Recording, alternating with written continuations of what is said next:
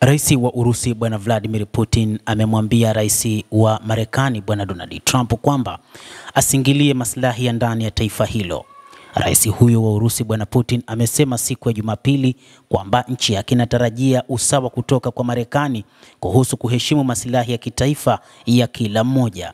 Bwana Putin amesema, sisi hatuingilii mambo ya Marekani wala hatufuatilii mambo ya Marekani. Wa Marekani, uongozi wa Marekani ikiwa ni pamoja na rais, wana maslahi yao ya kitaifa na tunaheshimu hilo. Tunadhani kwamba tutatendewa kwa njia sawa. Hatuhitaji kutendewa tofauti na hivyo, Putin alisema katika mahojiano na mwandishi wa habari wa Kirusi Pavel Zarubin, sehemu ambayo ilishirikiwa katika Telegram.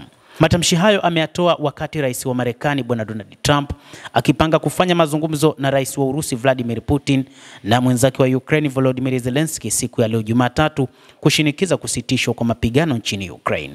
Tangazo la Trump limekuja baada ya mazungumzo ya ngazi ya juu ya amani kati ya Urusi na Ukraine mjini Istanbul yaliyowezeshwa na Uturuki, ambapo pande zote mbili zilikubali kubadilishana wafungwa 1000 wa kivita kila mmoja na kuendelea na mazungumzo ya suluhu. Akizungumzia mzozo unaendelea nchini Ukraine ambao Urusi inafafanua kuwa operation maalum ya kijeshi, Putin alihakikishia tena kwamba nchi yake ina nguvu za kutosha kukamilisha operesheni hiyo na matokeo yake yaliyotarajiwa. Matokeo haya ni kuondolewa kwa sababu zilizosababisha mgogoro huu, kuundwa kwa masharti ya amani endelevu ya muda mrefu na kuhakikisha usalama wa taifa la Urusi, Putin alisema.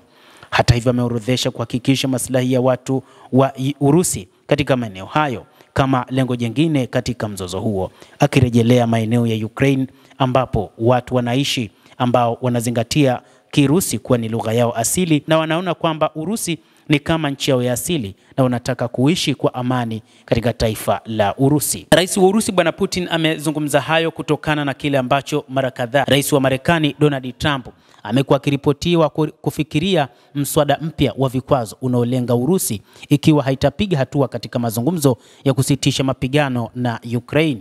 Na hii imeripotiwa na shirika la habari la Bloomberg siku ya leo Jumatatu, ikitoa mfano wa maafisa wa Ulaya wanaofahamu swala hilo. Sheria hiyo imetungwa na seneta wa Republican Lindsey Graham, mtetezi wa muda mrefu wa sera kali dhidi ya Moscow. Marekani iliwekea Urusi vikwazo vikali chini ya rais wa zamani Joe Biden kufuatia kuongezeka kwa mzozo wa Ukraine mwaka 2022. Tangu wakati huo, Trump ameashiria nia ya kurejesha mawasiliano baina nchi hizo mbili na pengine hata kuondoa vikwazo hivyo kama sehemu ya mazungumzo ya amani. Hata hivyo, taarifa zingine zinaeleza kwamba rais wa Marekani Bwana Donald Trump ameeleza siku za nyuma kwamba ili Marekani iondoe vikwazo dhidi ya Urusi, inapaswa kukubaliana na kile ambacho Marekani inakisema katika kumaliza vita hivyo. Jambo ambalo rais wa Urusi Bwana Vladimir Putin amesema wao wana uwezo wa kumaliza vita hivyo hata bila Marekani na wana uwezo wa kutumia nguvu ya aina yoyote katika kumaliza vita hivyo. Mtazamaji wa The World News, endelea kutufuatilia na usisahau kulike, usisahau kucomment, kadhalika na kusubscribe channel yetu hii ili upate habari hizi kwa mapana. Hapa The World News, naitwa Adam Hussein. Endelea kuwa nasi wakati wote, endelea kutufuatilia.